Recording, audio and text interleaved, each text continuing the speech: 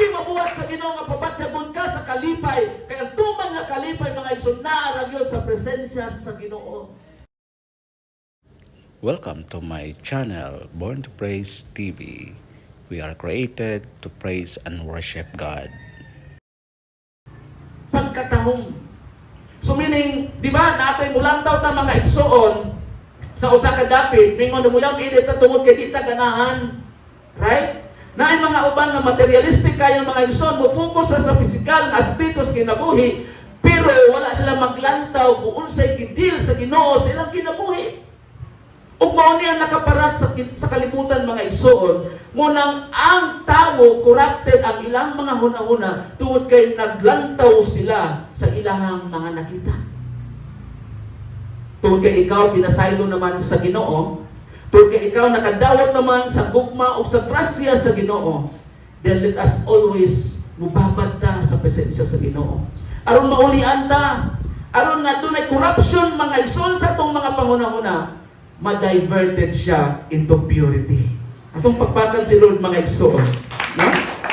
Muna ningon diri, bisan mga igsoon si Salmista David mga igsoon, naglantaw siya, ang iyag yung passion mga igsoon is to build an altar for the Lord. Iyahang maayong pag-estilo, mga disenyo mga igsoon, kana ni-relate na po sa iyahang panahon. Di ba? Daghang mga disenyo mga igsoon yang gibuhat tungod kay he was inspired by God. Di ba kung usa ka tawo inspired sa Ginoo, dili na siya mubagulgol bisan unsa iyang buhaton tungod kay iyahang gihatag ang iyang gibuhat para sa Ginoo. Once ang tawo inspired mga igsoon, wala na gi-inspired sa tao. Nindot kung inspired ta mga igsoon sa presensya sa Ginoo, nga naman mabuhat nato ang mga butang pinakalisod sa mga mata sa tao. Mabuhat nato mga igsoon. Og mo ni ang nakanindot ni David.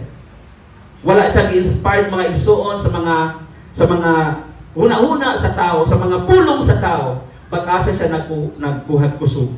Nagkuha siya kusog diha sa Dios mga igsoon. Muna ingon siya sa pagkatahong gayon sa bersikulo 1, pagkatahong gayon sa imong puloy-anan. O Ginoo nga among Dios, Ginoo sa mga panon, ang akong kalag gihidlaw. Lahi ni siya na translation nga Bisaya mga igsoon. Hallelujah. Bisan pa gani mga igsoon, bisan pa ang dekorasyon, wala na no matter mga igsoon sa atong church, mahilig magita mo decorate. Na? Mahilig ta mo decorate, pero dapat atong lantawon mga igsoon ang outwa what is internal. Unsay sulod, no? Mga tao kana mag-research ganita mga igsoon, nagimot ta, magtuon ganita mga igsoon kung unsay ato ang tun-an i-try to solve ang issues, dapat mag-focus ta sa internal dili sa external. Kaya ang external mga igsoon, dili man ta maapil sa externality. Kung magtuon ta mga igsoon, dapat duha, internal o external. Ug mao ni ang gibuhat ni David. Bisan tuod, lantaw siya sa mga disenyo, pero ang ipangita gyud niya, ang pinakapangita niya ang kalipay o ang kalinaw diha sa Ginoo. Atong nakita mga igsoon nga ang Dios mas malipayon siya kung ang atong kasing-kasing nagmalipayon usab sa atong pagpangalagad sa Ginoo. Kung atong lantawon mga igsoon ang Psalms number 27 verse 4. Usa gisulti diha, usa ka butang ang akong gipangayo. Usa gisulti ni David, usa ka butang ang akong gipangayo sa Ginoo. Maora nga usa to, makapuyo ako sa iyahang templo. Di ba? Mo ni mga igsoon ang testamento ni David. Nga usahay mga igsoon sa atong pagpangalagad sa Ginoo, makahuna-una ratag ato sa church panahon ra sa pagsimba. Amen. Unsay gibuhat mga igsoon sa mga karaang mga tao sa unang panahon during sa history of the church, pagsugod sa church mga igsoon, they are meeting each other every day. Di ba?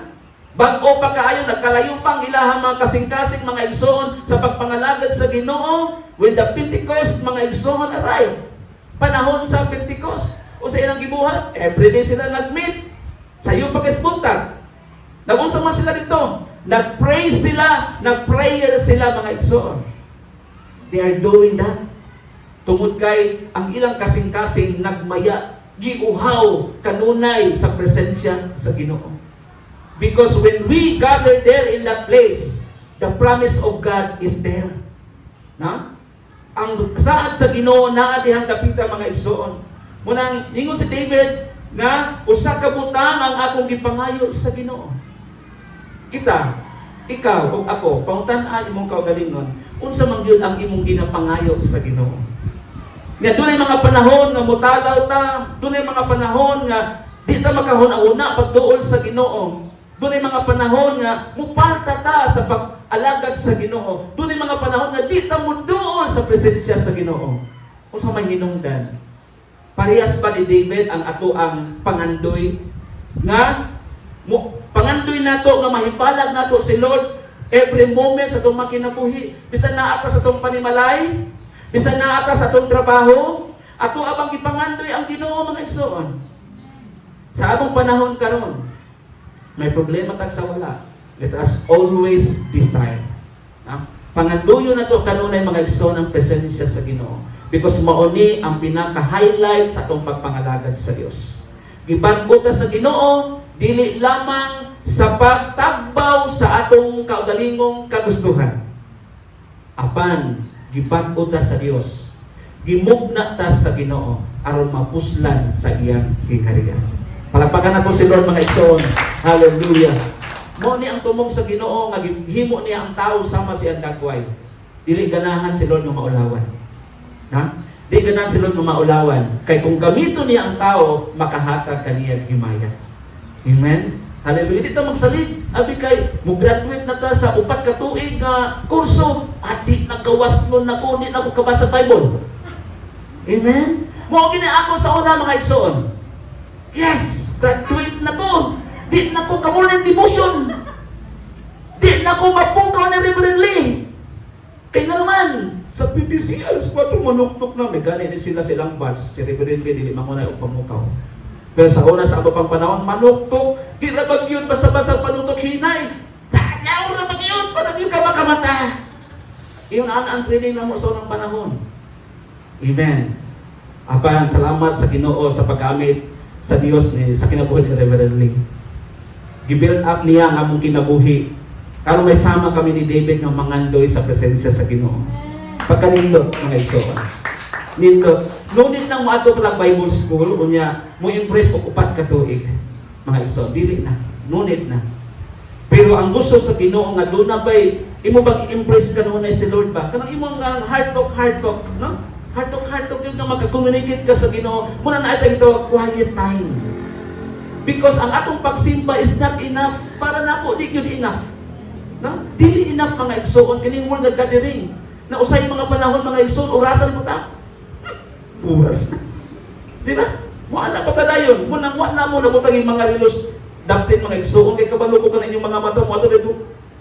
Ano dayon? O di ba? Ingon na lang mga igsoon, murag limitahan na to ba? Doon natin limitation. Kita mo doon na limitation, pero ang Diyos mga igsoon, walang limitation. Mabuhat sa Ginoo ang tanan mga igsoon. Hallelujah.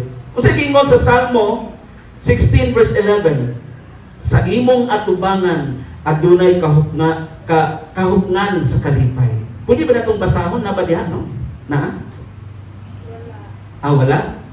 Psalm 16 verse 11. Okay? Wala diyan. Wala. Okay? So, muna gi-express ni David, sa imong atubangan adunay kahugnanan sa kalipay. See? Sa ito pa kung naa siya kanuna sa presensya sa Ginoo, malimta niya iyang problema. Hari biya si King David. Na? Sa iyang pagkahari, mga igsoon, daghan siyang mga responsibilidad sa tao o sa Dios. O sa iyang pagkahari, mga igsoon, nakita nato nga pressure siya.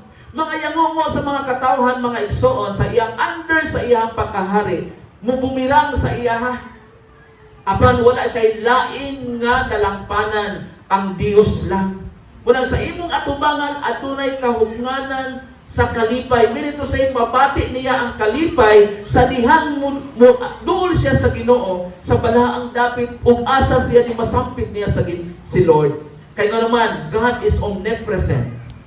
Ang Dios presente sa tanang dapit, ingon anak kagamhanan ang Dios.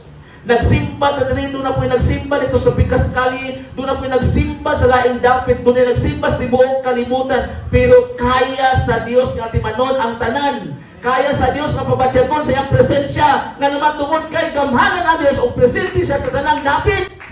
Hallelujah! Pwede mabuhat sa Ginoo nga pabatyagon ka sa kalipay, kaya tuman nga kalipay mga igsoon naa lang yun sa presensya sa Ginoo. Thanks for watching. Please do like and subscribe.